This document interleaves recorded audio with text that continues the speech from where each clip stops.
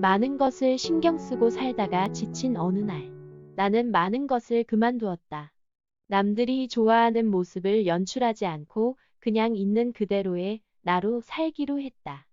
남의 기준에 맞추는 것을 멈추니 삶에서 많은 부분이 간소해졌다. 그리고 삶이 더욱 고요하고 평화로워졌다. 첫 번째, 친구를 거의 만나지 않는다.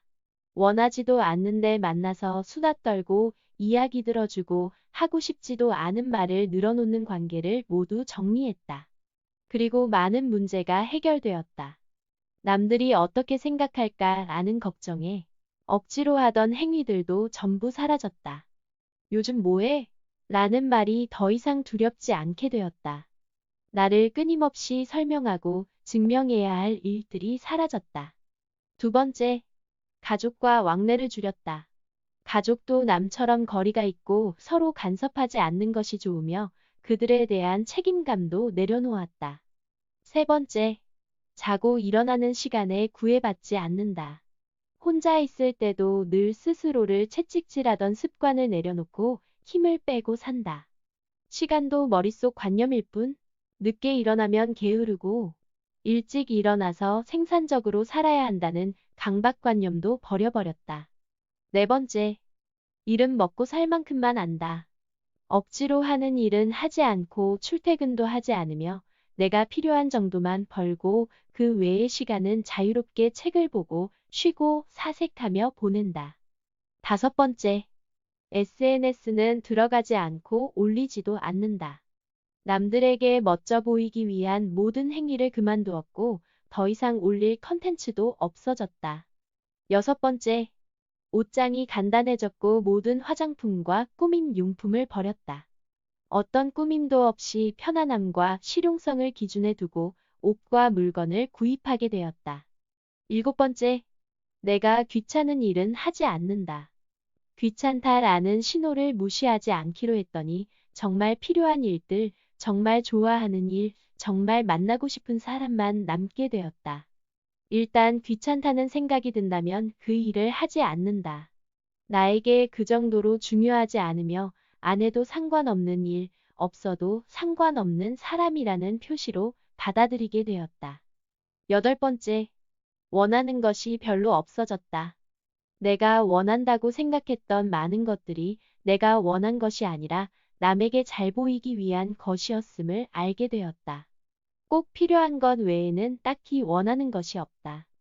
아홉 번째, 착하지도 나쁘지도 않게 되었다. 좋은 사람으로 보일 이유도 남에게 나쁘게 굴 필요도 없어졌다.